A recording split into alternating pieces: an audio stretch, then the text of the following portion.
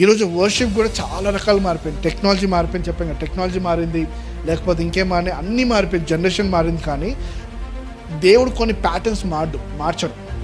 దేవుని ఆరాధించే విధానం దేవుడు అస్సలు మార్చడు. దేవుడు ఆరాధించే విధానం ఎలా చెప్పాడు? మీరు ఆత్మతో సత్యంతోనే ఆరాధించాలి, కానీ ఇంకా వేటితో కూడా మీరు ఆరాధించకూడదు. ఈరోజు మన వర్షిప్ ఎలా అయిపోయిందంటే లౌడ్ మ్యూజిక్ అయిపోయింది. అంటే చాలా బిగ్గరమైన శబ్దం కావాలి, లేదా మొత్తం మ్యూజిక్స్ కావాలి, లైట్స్ కావాలి, లేకపోతే ఇవన్నీ ఉంటేనే దేవుని సన్నిధి వచ్చాయి. ఇప్పుడు దేవుని ఆరాధించేటప్పుడు డ్రమ్స్ ఉండొచ్చు, గిటార్ ఉండొచ్చు, ఏదైనా ఉండొచ్చు. కానీ ఇవేవి కూడా నీ ఆత్మని సత్యంని రీప్లేస్ చేయకూడదు. ఇది రీప్లేస్ చేయబడితే అది ఆత్మతో సత్యంతో ఆరాధన కాదు, దేవుడు దాన్ని అంగీకరించు.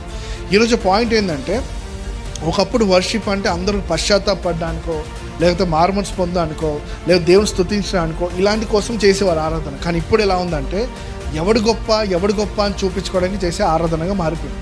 వర్షిప్కి డిస్కో లైట్స్కి సంబంధం ఏంటో నాకు ఇప్పటికీ తెలియదు. మీరు ఏమని అనుకున్న పర్లేదు, అది వాస్తవం. వర్షిప్కి డిస్కో లైట్స్కి సంబంధం ఏంటో నాకు తెలియదు. అంటే వర్షిప్ ఇప్పుడు డిస్కో లైట్స్ అనేది ఎక్కడైనా దేవుడు అంగీకరించే సిస్టమా? కాదు. ఇది మీరు ఎక్కడ చూస్తారు? డిస్కో లైట్స్ పబ్లో చూస్తారు, అవునా? సో పబ్లో ఫస్ట్ వచ్చింది, దేవుని సన్నిధిలో ఫస్ట్ వచ్చిందా? పబ్లోనే ఫస్ట్ వచ్చింది, దేవుని సన్నిధిలో రాలేదు.